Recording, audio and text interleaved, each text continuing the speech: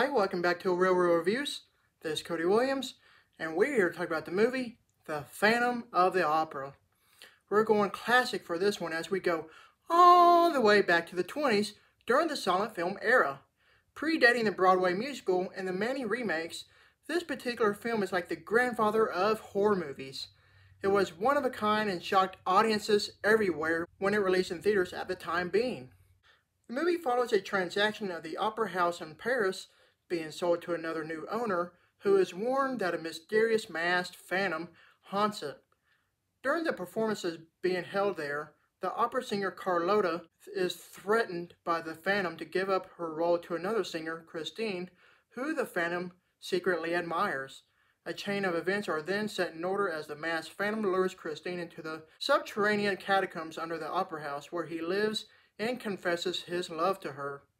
I know what you're about to say. This sounds more like a romance story more than a horror movie, when in actuality it's both, so to speak. The Phantom keeps Christine locked up in the catacombs in hopes to prevent her from seeing her love, Raoul de Chagny. So we sort of have a love triangle with Christine, Raoul, and the Phantom. What makes it a horror movie is all because of Lon Chaney's performance as the Phantom. His character has a good heart, but in some sense, he is completely twisted by evil. He does everything in his power to keep Christine to himself at the cost of human lives. The best thing that this movie has to offer is the man of 1,000 faces himself, Lon Chaney Sr. He was one of the best actors in the time period as he literally had thousands of unique looks for all of his characters used throughout the many movies he was in. Lon Chaney was famous for doing his own makeup work for his characters. The makeup for the Phantom is really grotesque looking and he did a phenomenal job with it.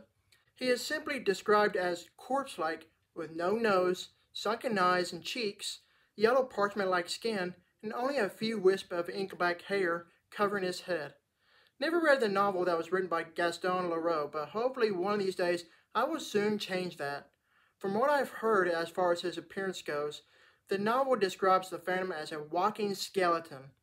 From what this particular movie shows, this is the best depiction of the character compared to other films and of course the Broadway musical. The movie's soundtrack overlay is a bit of a hit and miss at times. For instance, the music seems to be fitting during some scenes, and for others it totally doesn't match so well and can break the immersion for you. If there's anything else that this movie doesn't do so great at, it would have to be the pacing. It has a great introduction, don't get me wrong, but the first act of the movie can be slow and monotonous, setting up all the characters. Once the Phantom drops the chandelier at presumably the halfway mark of the movie, it really picks up from there. I just feel like maybe 10 or 15 minutes of the movie could be shaved off because it does feel somewhat overlong than what it should be. Overall, The Phantom of the Opera is considered the prime of the silent film era in my book. I've seen other silent movies such as The Hunchback of Notre Dame and Nosferatu, but this particular movie is my favorite. It can be creepy when it needs to be, and is simply a delightful watch during the Halloween season. Sure, it does have some issues, but it is considered a classic. I give this movie a B+. Thank you for watching, and don't forget to like and subscribe to my channel. Keep up with my real reviews.